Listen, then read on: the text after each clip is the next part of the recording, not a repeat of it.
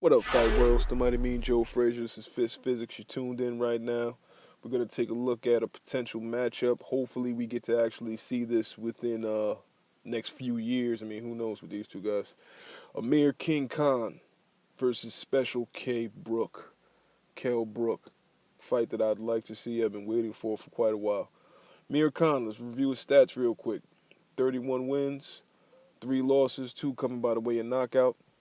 He himself has 19 KOs, standing at 5'8", 71-inch reach, currently trained by Virgil Hunter and promoted by Al Heyman Promotions.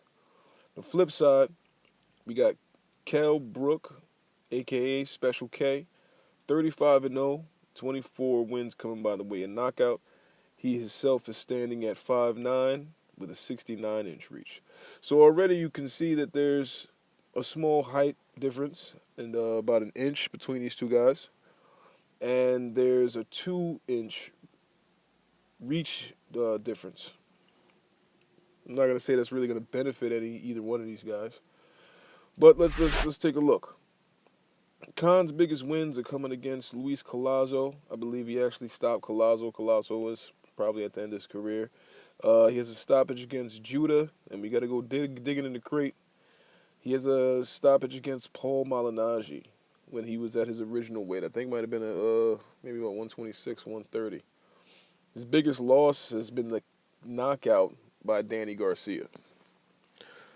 Now, on the other side, we got Kell Brook. Kell Brook really, out of the 35 fights that he has had, I mean, it hasn't been stiff competition or top-level competition, even though he does have a win over Showtime Sean Porter, which was rather impressive. I was rather impressed. I think that might have actually been Kell Brook's American debut. But now that there are rumors that this is actually being negotiated because Amir Khan cannot get a Pacquiao fight, he can't get a Mayweather fight. He's ducked just about every single fighter that they've thrown at him. Kell Brook has been begging this guy to sign the contract so they can do their big fight over at, I think, Wembley Stadium. They promised him $5 million payout, which is going to be the biggest of his career anyway. And the guy's not biting on anything. I mean, he's very content with just fighting guys who are completely washed up. I don't know what he's trying to prove by this. But we take a look at this, both guys have been struggling to make weight. There have been rumors for quite a while that Kell Brook is having trouble making 147. But Kell Brook actually does look very muscular at 147, and he's probably actually coming in on fight night closer to 160. And Khan actually against Luis Collazo came in at like 162. I think he was between like 162 and 165 somewhere. Both of these guys have had little marquee opposition on their resumes. I'm sorry, I mean, I'm not saying taking away from their talent. I mean, both the guys seem like they're very talented, but you couldn't see it in the resume, actually. Khan has had the bigger fights, but he's lost 2 of those big fights, and one fight he lost to a guy who he shouldn't have lost to. I still think this fight has the potential to almost be a 50-50, but Khan would have to fight the perfect fight. Amir Khan has fast feet, he has fast hands, and with Virgil Hunter in his corner, I mean, he's going to have a great strategy, but he's going to have to fight a perfect fight. Why? Because the guy's chin is made out of paper mache. You touch him, he goes down. And you can say what you want about Brook, but just looking at his resume, and it might be chock full of a lot of bums, but he's knocked a lot of guys out. His record actually, as it stands, just on numbers on paper alone, I mean, it's pretty impressive. Back to Khan. Khan tends to fight scared. He has a glass jaw, and he's been dealing with some stamina issues, but I think that might actually be because he's trying to fight at this weight that his body is not really supposed to be fighting at. Taking a look over at Brook, Brook has power, better reaction time, and he's more confident from what I've seen than Amir Khan in his fights. You look at Amir Khan is getting scared of getting hit on the chin. And he's going to stay on the outside, he's going to throw his combinations, and he's going to get out of there. Brook doesn't seem to be that guy. He seems to be the guy that's willing to mix it up and see what you got, and he's going to try to take it, and it makes him very entertaining to watch.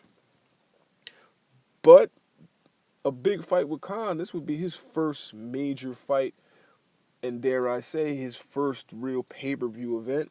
We don't know how that's going to affect him mentally. Also, he's dealing with unknown issues to his thigh because if you didn't know already, Kell Brook was actually stabbed in the upper thigh, I believe about 2 years ago after the Sean Porter fight by some crazy Australian dude, I think it was. And after basically pulling out of the Diego Chavez fight, I mean, we don't know. They said it was because of some sort of rib injury that happened during sparring, but we weren't there. We don't know. It could actually be him dealing with injuries to the thigh. And maybe he's really trying to press for this big fight because he's on his way out. We don't know. But that's why, right now, as it stands, I'm going to have to say this is a 50-50 fight. If Khan goes out there and does what he's supposed to do and fights a perfect fight on the outside and throws his combinations, he should win a decision easily. Easily. At the same time, Brook could bang.